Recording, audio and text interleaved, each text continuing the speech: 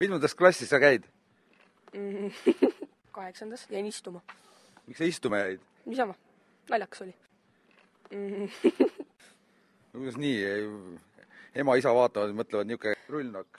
No, võimalik. Suvetöö ka milleski anti sulle või? Niisama tüllerdan ringi. Kuule, aga kui sa suuremaks kasvad, mis sust saab siis? Halb õpilane? Jah. Mis see rullnokk on siis? Mis ta ikka on? Halb õpilane. Aga kuidas siin elada on muidu noorel inimesel? Issand elus esimest korda näen televisioonitöötajat. Aga muidu on hästi igav. Suht harva on siin midagi ägedat, kui tuleb välja joosta ja vaadata. Millal viimati niuke asi oli? Siis, kui Toma... Siis oli hästi äge.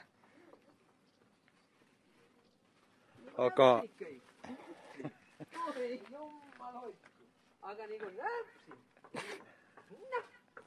Laula ka midagi.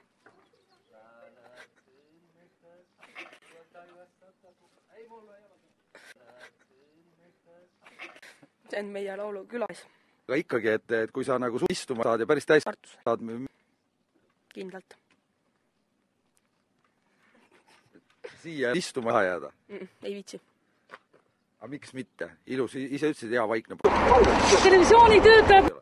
No, ega siis kogu aeg ka siin ei tüllerdada nii. Toorus tuleb siin ära saata, siis küll on aega tüllerdada nii. Praegu tuleb lollitada. Lihtsalt. Elust mõnu tunda. Televisioonitöötajat. Moll ka siis lõpuks. Ei tee. Halb õpilane. Ette siis teen. Jah. Rullnokk. Kui me paneme sinust nüüd telekasse niimoodi, et sa oled istuma ja... Oled kostu.